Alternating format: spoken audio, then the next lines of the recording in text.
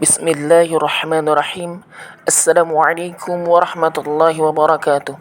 Innal hamdalillah nahmaduhu wa nasta'inuhu wa nastaghfiruh.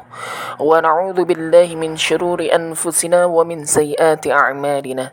May yahdihillahu fala mudilla lahu wa may yudlilhu fala hadiya lahu.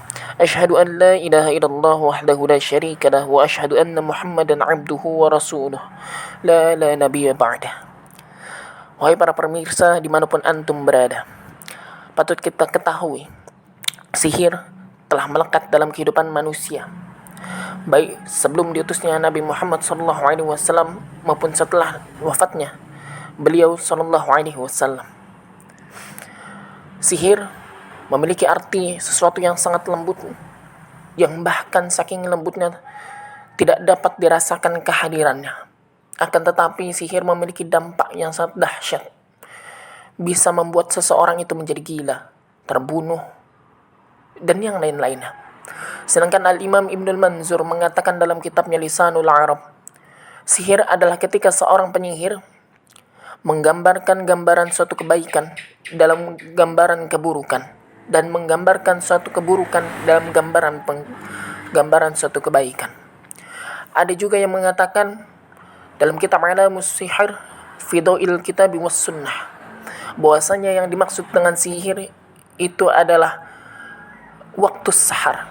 Karena kenapa? Karena banyaknya para penyihir yang meniupkan buhul-buhulnya pada waktu sahar. Apa itu waktu sahar? Yaitu sahirul layar, di waktu 1/3 malam. Wahai para saudaraku sekalian, apakah sihir termasuk ajaran para nabi? Jawabannya adalah tidak. Sihir bukanlah ajaran para nabi, karena para nabi tidak pernah mengajarkan cara untuk menyakiti saudaranya, saudara yang seiman, saudara yang sama-sama beribadah kepada Allah Subhanahu wa ta'ala. Ini adalah suatu bentuk kedustaan ketika mereka mengatakan bahwasanya sihir, azimat, tamaim adalah bentuk ajaran daripada para nabi. Terkhusus ini senantiasa dikaitkan kepada Nabi Sulaiman alaihi wassalam. Bukankah Allah Subhanahu wa ta'ala telah berfirman dalam Quran surat Al-Baqarah ayat 30, "Wattaba'u ma tatlu syayatin wa ma kafara Sulaiman walakinna syayatina yu'allimuna an-nasa sihr." Bukankah Allah Ta'ala mengabarkan bahwasanya mereka manusia yang hidup pada zaman Nabi Sulaiman alaihi wassalam mengikuti apa yang telah dibacakan oleh syaitan, yakni ajaran-ajaran sihir. Dan adapun Sulaiman tidaklah kufur, tidaklah kafir, akan tetapi syaitanlah yang telah kufur dan kafir dan mengajarkan manusia perkara sihir. Dari situ dapat menarik kesimpulan, mempelajari sihir adalah sesuatu kekufuran. Dan ini telah dikabarkan dalam hadis Nabi SAW tentang sab'ul maubiqat, tentang 7 perkara yang dapat menghantarkan kita kepada kekufuran.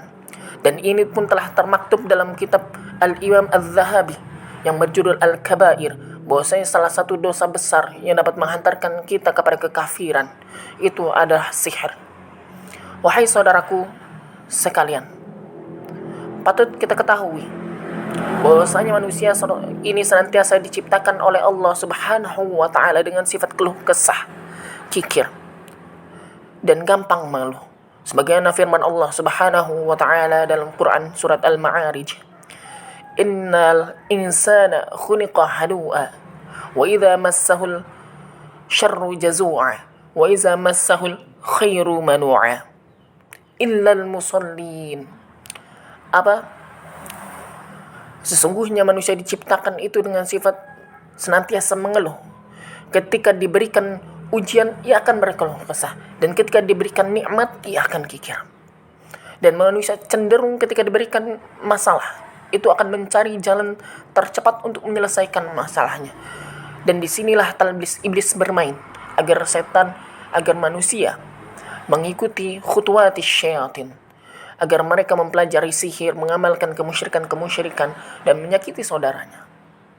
Wahai saudaraku sekalian, dimanapun antum berada, patut ketahui Nabi Muhammad SAW terkhususnya tidak pernah mengajarkan perkara sihir, tidak pernah menganjurkan doa-doa yang harus diamalkan sekian ribu kali, sekian juta kali, berpuasa mutih dan yang lain-lainnya, itu tidak pernah diajarkan oleh Nabi Muhammad SAW.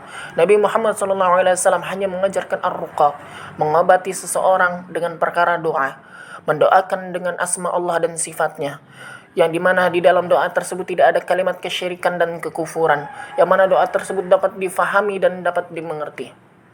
Wahai saudaraku sekalian, dimanapun antum berada, patut kita ketahui bahwasanya perkara sihir ini patut diperhatikan bagi kita semua, karena ini dapat menghantarkan kita kepada satu lubang yang sangat besar, yaitu lubang kekufuran dan kemusyrikan terhadap Allah Subhanahu wa taala.